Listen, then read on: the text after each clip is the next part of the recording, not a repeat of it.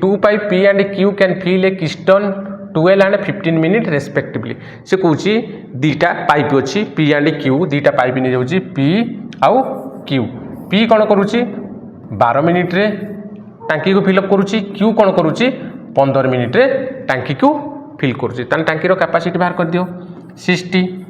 12 5 60 15 60 both are open together दीटाक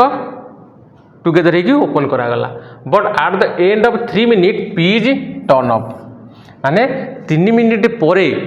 B को बंद करागला तान 3 मिनिट पर्यंत तो B काम करिछि दी जणाक काम करिसंती तान P आउ Q रो एफिशिएंसी न 3 मिनिट पर्यंत काम करिसंती केते काम कर दैचंती 27 काम कर दैचंती बा 27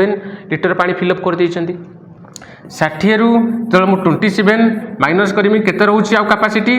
33 कैपेसिटी रहउछि ए 33 कैपेसिटी को किए फिलअप करिवो ए 33 कैपेसिटी को जेहेतु P बंद हो जाइछि P बंद हो जाइछि किए फिलअप करिवो ना Q फिलअप करिवो केते एफिशिएंसी रे 4 एफिशिएंसी रे जोटा कि हमरो केते हो जिवो 832 के 33 एइट जा 1/4 एफिशिएंसी रे जोटा कि ऑप्शन नंबर ए हमरो करेक्ट आंसर। धन्यवाद।